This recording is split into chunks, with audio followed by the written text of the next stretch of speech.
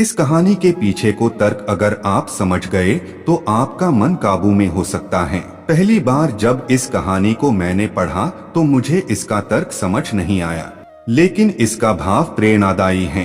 एक बार महात्मा बुद्ध किसी नगर से गुजर रहे थे। बुद्ध की नजर एक कपड़े के व्यापारी पर पड़ी जो दुखी और हताश दिखाई दे रहा था। बुद्ध चलकर उनके पास गए और पूछा कि हे भंते, तुम इतने उदास क्यों हो? अगर तुम मुझे अपनी चिंता का विषय बताओ तो मैं तुम्हारी कुछ मदद कर सकता हूँ। कपड़े के व्यापारी ने बुद्ध को प्रणाम किया और उनको अंदर बुलाया।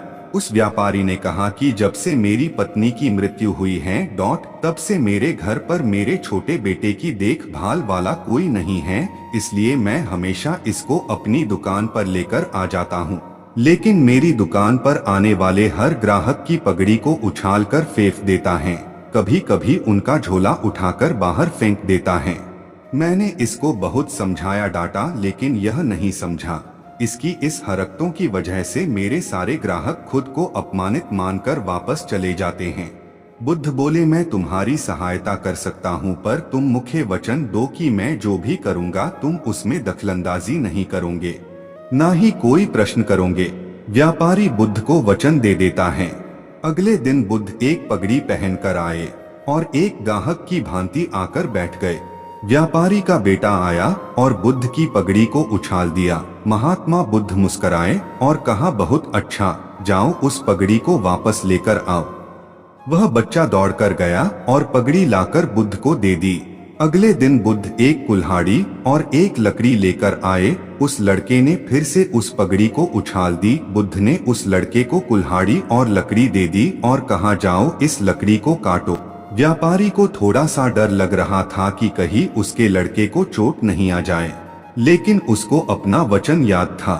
7 दिन तक महात्मा बुद्ध कोई न कोई नया काम लेकर आते और उस लड़के से करवाते। शीघ्र ही वह लड़का भूल गया कि उसको किसी की पगड़ी उछालनी है। व्यापारी बहुत खुश हुआ और बुद्ध को धन्यवाद दिया। अगर हम अपने मन को अपने हिसाब से काम नहीं करवाएंगे तो मन अपने हिसाब से काम करेगा। मुझे पता है कि इस कहानी का और मन के वश को कोई विशेष संबंध नहीं है, लेकिन पहले आप इस तर्क को समझ लीजिए। मन वश में हो सकता है यदि मन को हम अपने अनुसार चलाएं।